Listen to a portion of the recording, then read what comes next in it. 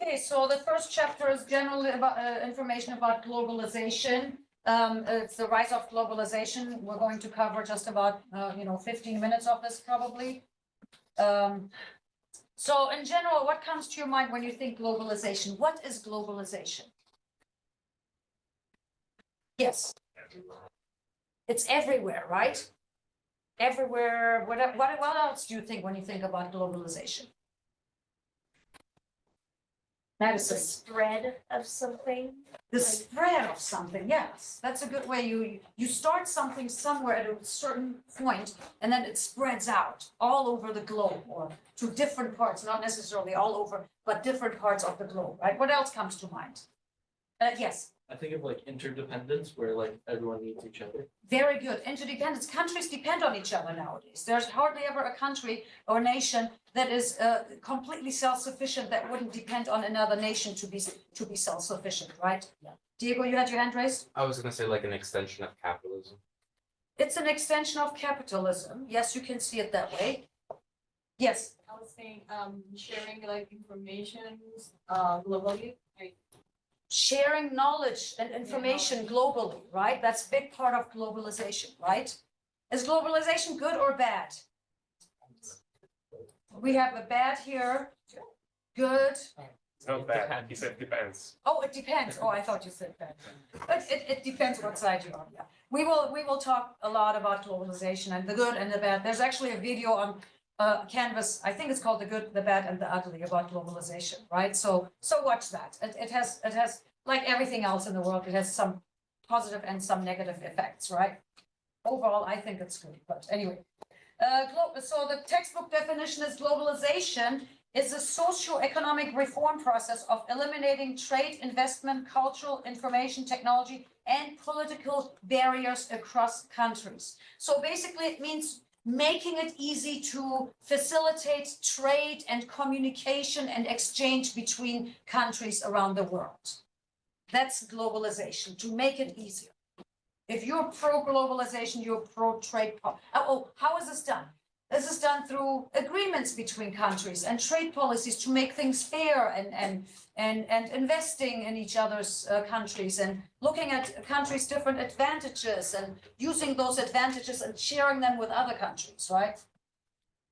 It can lead to increased economic growth and geopolitical integration and interdependence among nations of the world. So interdependence means countries depend on each other, but not that's what it should be. They can depend on each other, but it should, unfortunately, it's not always like that. A lot of times it's where the disadvantaged countries depend on the other countries. But in true globalization, it would be interdependence and not dependence.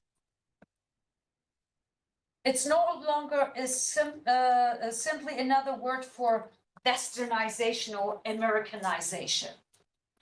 You know, when the globalization efforts started in the major countries, they were Western countries, right?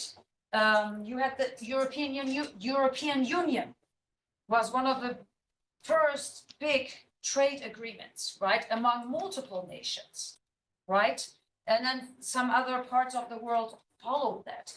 But it happens to be that Western culture, because Western countries were dominant economically, financially, militarily too sometimes, right? Not all of them, but some of them were. Some Eastern or Asian countries were as well. But somehow the Western culture spread all over the world, right? A lot of you are from other countries. And a lot of you have probably witnessed and are still witnessing Americanization of their countries by looking at the fast food restaurants that are there. The TV shows, the entertainment, the movies and everything, right? Before America didn't start this process. Look at what England did. You know, the British invasions to other parts of the world, right? What's really interesting is what Britain did with India, and without getting into the history of it, but, you know, colonizing and everything. But actually, Britain gained a lot from that because they now have integrated Indian culture into their culture, right? Has anybody been to England before? Have you noticed the British, the Indian influence from Indian culture? The food, a lot of commerce is owned by Indians. The prime minister is Indian, right? So that eventually it turned into an exchange. It took decades, though, right? But now it's not so much westernization and Americanization, but we see everything. What do we see here in Silicon Valley? What cultures? So many, yeah. I have to say though, I thought this was one of the most diverse places in the world until I lived in London last year. Much more diverse. You have some cultures here that are represented by high numbers, and the rest is like, oh yeah, a little here, a little there. In London, you almost have a community of everybody, right? There's a Jamaican community, there's a Polish community, there's a Turkish community, there's a German, there are all these communities. It was really, really amazing, amazing experience, right? But it's not just Western culture anymore when it comes to globalization. Emerging economies, so traditionally the Western economies were the more superior ones, but we have a lot of emerging economies. They're implementing more and more trade and free market policies to compete with everyone from everywhere for everything, right? They're becoming the world center of economic gravity through innovation, research, and development. So some of the emerging economies, one of the cluster of it is mentioned, are the BRIC economies, right? The BRIC countries, Brazil, Russia, India, and China, right? It's kind of like, you had European Union, you have ASEAN agreements, you have, NAFTA is now called, what is it called now? I forgot, US, Mexican, Canadian, USMCA free trade agreement. something like that. It's really long, right? Yeah, I don't know if I really renamed it. So it's kind of stupid. But anyway, so that's kind of like, okay, so that's another trade block, right?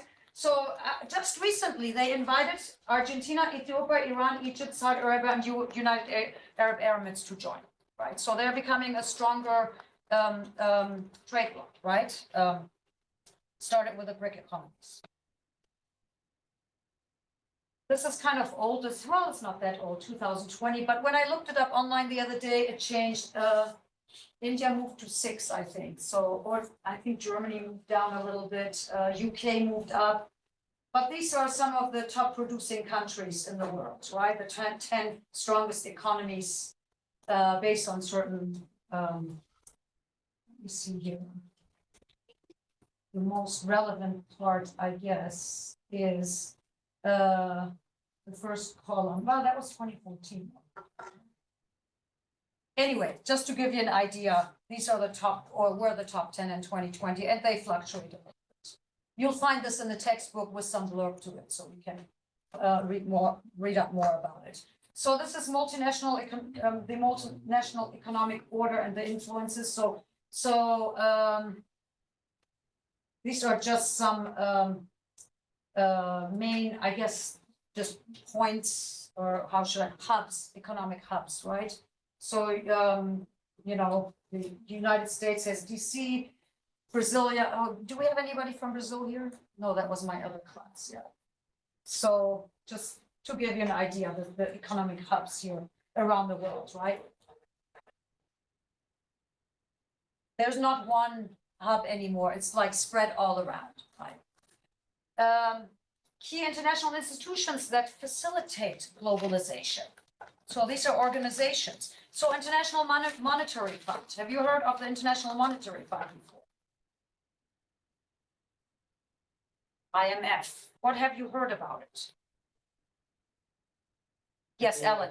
They issue large-scale loans to.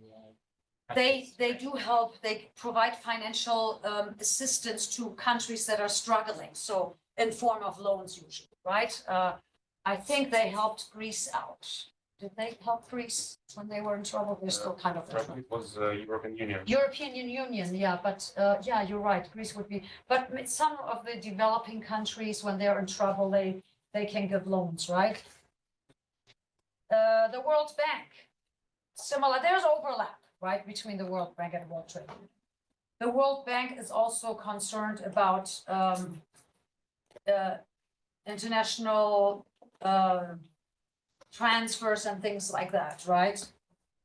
The World Trade Organization is there to help country come up with fair trade agreements, trying to make sure that countries aren't taking advantage of, that don't have the resources, you know, hate to say it, but they're not being bullied by other countries.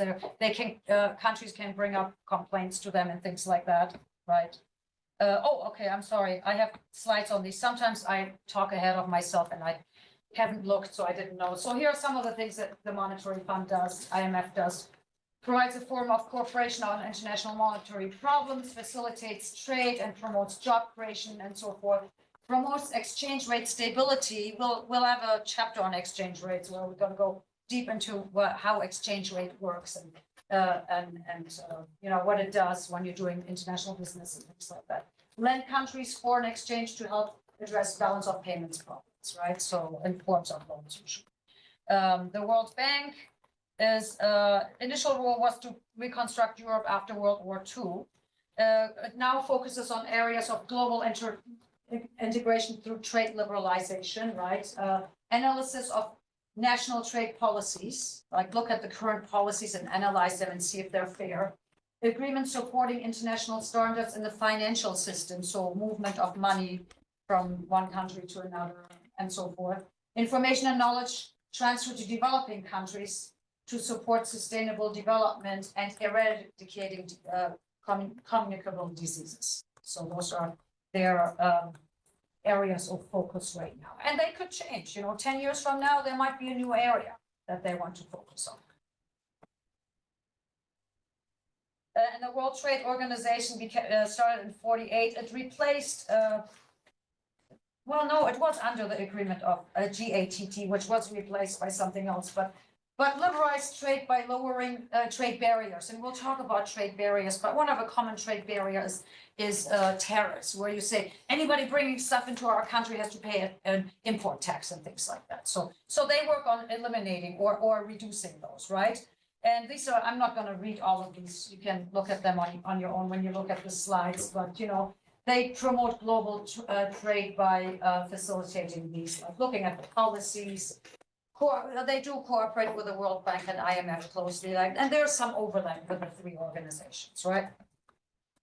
All right.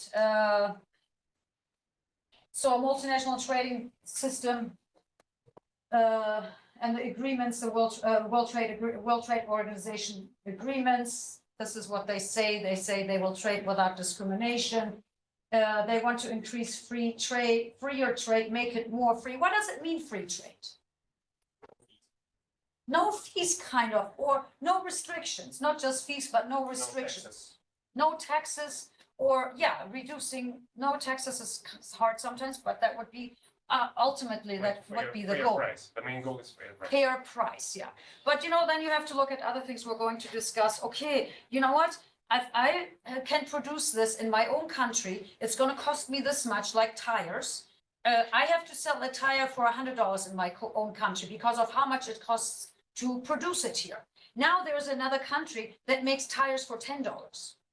And now they import them. And now I'm not going to charge them tax for importing it. So I'm now cannibalizing my country's industry. So this is why these tariffs exist, right? But in a utopia, it would be no tax, right? Yeah. Yeah, we'll talk about those things throughout the semester, right? Predictability of trade relation, promotion of fair competition, which has to do a lot. That's why we have tariffs, right? And everybody, it's protectionism. You want to protect your own industry, right? With tariffs, right? Yeah. Encouragement of economic reforms in developing countries. I'm going to go a little faster because we only have about 12 minutes left. Yeah. Effective policy measure that promote globalization. So good governance, good oversight, basically, right? Property rights, make sure property rights are respected and held to a standard. Anti-corruption policies, this is a big global issue, including in the United States. If we think there's no corruption in the United States, we're completely wrong. There's so much corruption here. It's just not so obvious. It might be more than in other countries where they straight say, well, give me this much and I'll sign the contract. It just works different here, right? Unfortunately. And competitive markets. Competitive markets are good because when there's competition, there's companies are more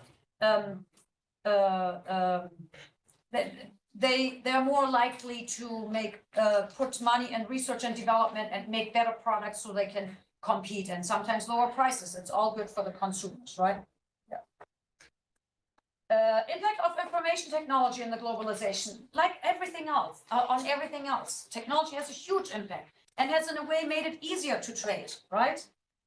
Expanding the global use of information technology, leapfrogging into internet and cell phone era, the digital divide. Oh, I think the digital divide actually still exists. It says it's a myth, but there are still places in the world that don't have access to information through technology like we do. And it's not even a country I can name, but within a certain country, there are local areas where they don't have access. There are still so many schools in the world that are in villages that have never even had internet, right? So there is still a digital divide, in my opinion, right? Digital generation, yeah, that's a true thing, you know? It's like, no, the people's generation, there's definitely, you all are the digital generation, and who knows what your kids' generation is going to be called. Then you're going to be the old folks, right? One day, yeah. Oops, okay. Let me see here. Globalization controversy, the pro and against globalization. Against globalization, they say job losses and income stagnation when we buy products from other countries. Now companies aren't doing well here, or we're not producing in the country anymore. So that's going to create job losses. Loss of local control over economic policies and development, disappearing of old industries, and related erosion of communities. Imagine if there was no more car manufacturing in the United States. It's already suffering, car manufacturing. What do you think would happen to Detroit if all of a sudden there would be the factories would close? And yes, Ellen.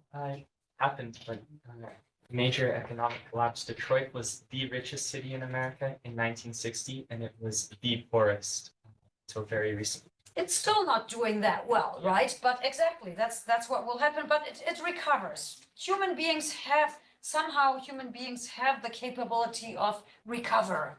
Sometimes it takes longer, right? Oh, that was the last slide.